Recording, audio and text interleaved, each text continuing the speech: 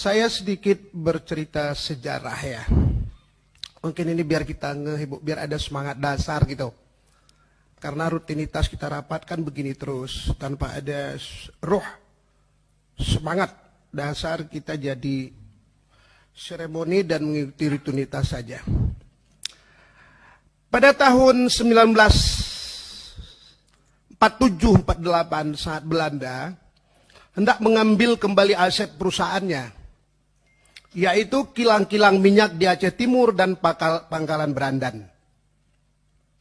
Saat itu pemerintah pusat di Jakarta hendak melepaskannya kembali kepada Belanda. Ini sejarah, Bu. Tetapi beberapa tokoh Aceh saat itu di bawah pimpinan Tengku Amir Husin Al-Mujahid mempertahankan bahwa perusahaan kilang minyak aset Belanda di Aceh Timur itu tidak boleh dikembalikan kepada Belanda. Ini sejarah, Bapak. Aset itu adalah hak Aceh untuk melanjutkan operasionalnya.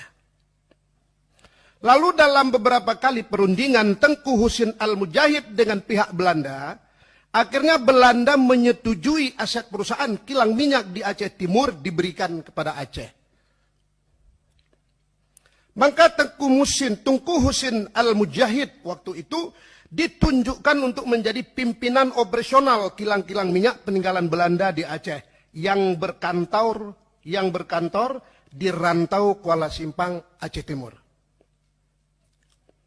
Nah, dari dasar itulah kemudian pemerintah pusat secara pelan-pelan mengambil alih perusahaan kilang minyak aset peninggalan Belanda di Aceh Timur itu dijadikan badan usaha negara yang sekarang kita kenal dengan Pertamina di bawah BUMN. Dengan beberapa pemberian nama terlebih dahulu sebelum dinamai Pertamina.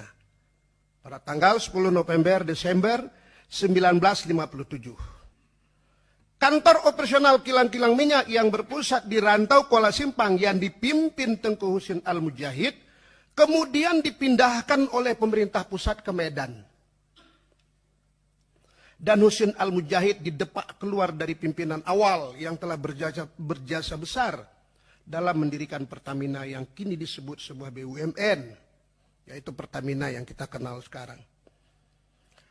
Beberapa aset milik Husin Al-Mujahid yang dulu dipinjam pakai oleh Pertamina di Rantau Kuala Simpang sampai sekarang tidak lagi dikembalikan kepada keluarga Husin Al-Mujahid. Ini hebat. Walaupun pihak keluarga Tengku Husin Al-Mujahid telah puluhan tahun menggugat Pertamina untuk ganti rugi kepemilikan tanah itu kepada keluarga Husin Al-Mujahid. Namun Pertamina tidak pernah menyelesaikannya sampai sekarang. Kalau kita berbicara Aceh, mungkin tidak lagi menjadi sebuah, mungkin generasi sekarang mungkin agak terkejut ya. Kalau kita melihat bagaimana Aceh memberikan peran penting untuk bangsa kita yang besar ini. Oke, itu sejarah.